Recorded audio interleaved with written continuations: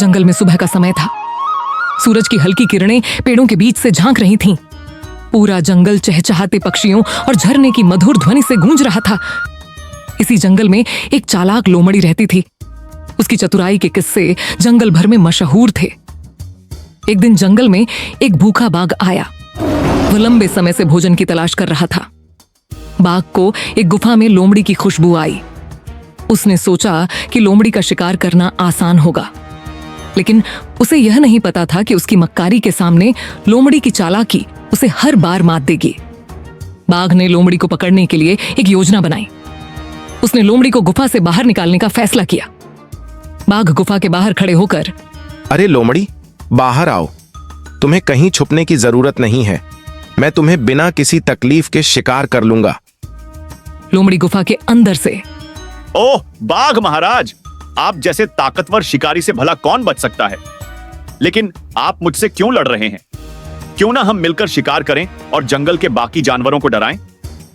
लोमड़ी ने अपनी चालाकी से बाघ को यह विश्वास दिलाने की कोशिश की कि वह उसकी मदद करेगी। बाघ को लोमड़ी की बात समझ नहीं आई, लेकिन उसने सोचा कि शायद लोमड़ी उसकी मदद कर सकती है। लोमड़ी ने बाघ से कहा कि वह उसे शिकार का सबसे अच्छा तरीका बताएगी, लेकिन इसके लिए बाघ को उसके निर्देशों का पालन करना होगा। बाघ महाराज, इस जंगल के हर जानवर को मुझ पर पूरा विश्वास है। अगर मैं तुम्हें मदद करूं तो तुम्हें भूखा नहीं रहना पड़ेगा।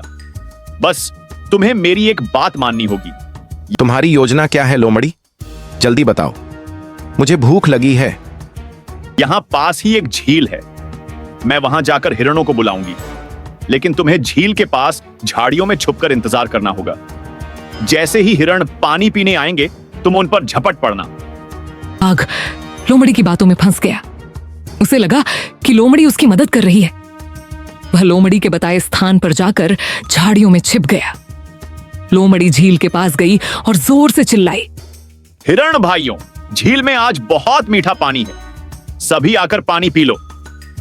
हिरणों को लोमड़ी की आवाज पर शक हुआ। उन्होंने दूर से झाड़ियों में बाघ की हलचल देख ली। हिरण आपस में, लोमड़ी हमें धोखा दे रही है।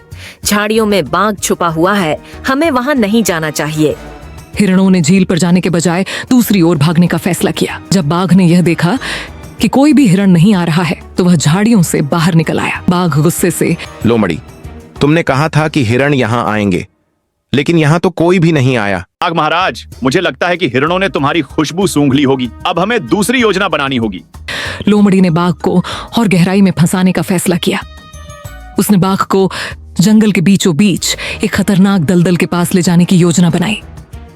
लोमड़ी ने बाघ को दलदल के पास ले जाकर छुपा दिया। लोमड़ी खरगोश के बिल के पास जाकर, ओह प्यारे खरगोश, तुम्हारा घर खतरे में है, जल्दी बाहर निकलो। खरगोश ने लोमड़ी की बातों को समझ लिया। उसने शोर मचाना शुरू कर दिया। यह शोर सुनकर जंगल के दूसरे जानवर भी वहां इकट्ठा हो गए। लोमड़ी, तुम हमें बचा रही हो या धोखा दे रही हो? मैं तुम सबको बचा रही हूँ।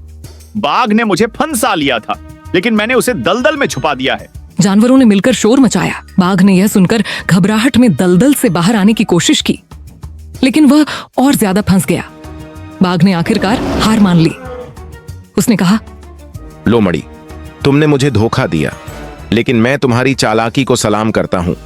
मुझे इस जंगल से चला जाना चाहिए।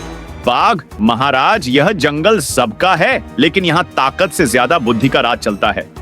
अगर तुम ईमानदारी से रहना सीखो तो तुम्हें यहाँ से जाने की जरूरत नहीं पड़ेगी।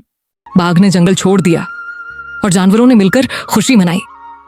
लोमड़ी की बुद्धिमानी और उसकी चालाकी ने सभी को सुरक्षित रखा।